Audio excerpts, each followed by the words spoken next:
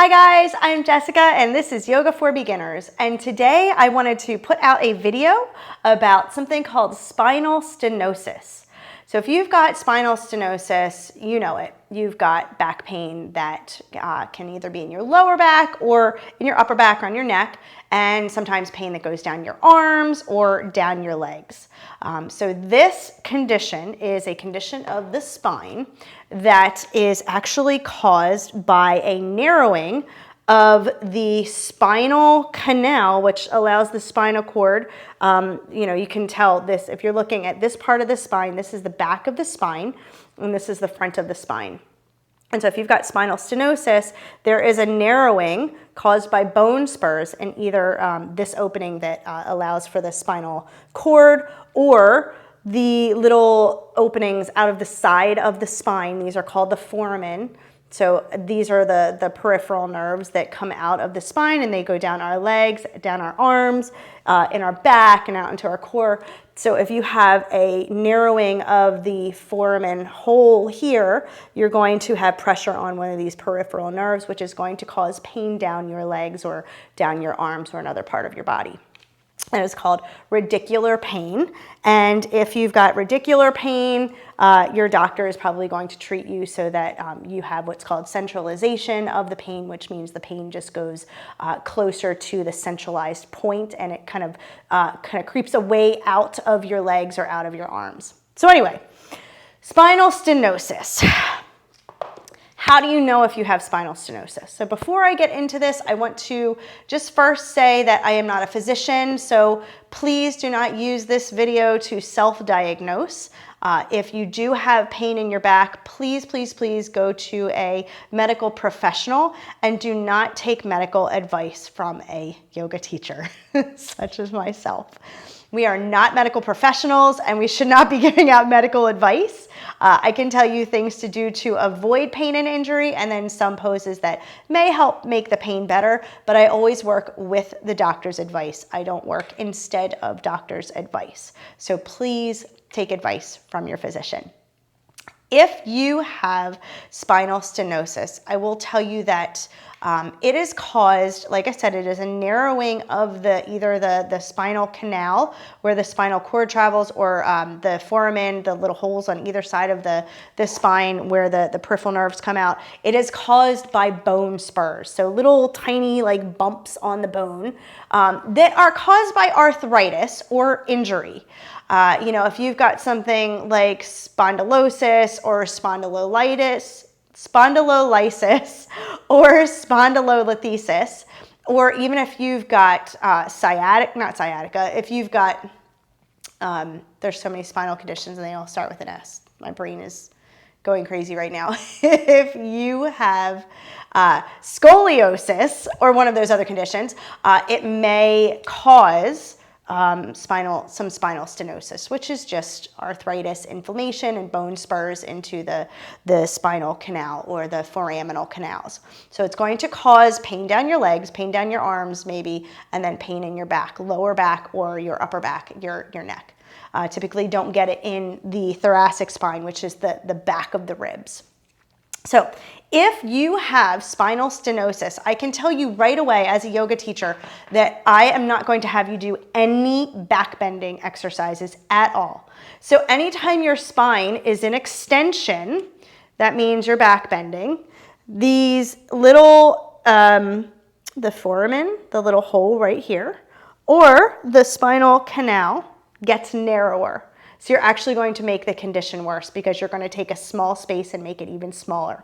So what's happening is these bone spurs are pressing into either the peripheral nerves or the spinal cord. So they're causing pain in your back. So you obviously don't want to make it worse by back bending. Forward bending exercises are going to really, really feel good to you. Having back pain is never something you want to push through. You never want to force it. So, sometimes people like to work out and they like to do things and kind of push through the pain. Back pain is never, ever, ever, 1000% ever a pain that you want to push through. So you want to be able to take care of your back. Avoid back bending. No matter what we tell you as yoga teachers, you do not want to extend your spine. So poses that we do that are going to extend your spine are things like camel pose, things like baby cobra, full cobra, upward facing dog, and any pose where you're going to be bending backwards. You want to avoid those poses like the plague. They're going to make the condition much worse on your back.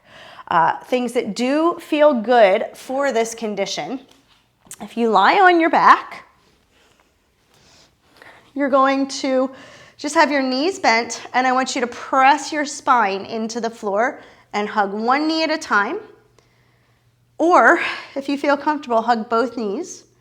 Now, if you can't get your arms around your knees, that's okay. Take your hands behind the thigh, either thigh or both thighs. This feels really, really good on your back. So another thing that you want to avoid is twisting poses. So again, if you are twisting, we call this rotation, and you've got spinal stenosis and you're twisting, you are causing, oh, my spine doesn't want to do that. My spine is really tight. If you're twisting, you're going to cause narrowing in that gap as well. So you want to avoid that. Another thing you want to avoid are lateral bending poses toward the side that has the narrowing of that hole. So obviously, if you've got a narrowing of the hole here and you're leaning over this way, then you're going to be causing a lot more pain because you're going to be narrowing that hole. So if you have spinal stenosis, you're going to know it because when you stand up and walk around, it's actually going to feel worse. You're going to get relief when you sit down.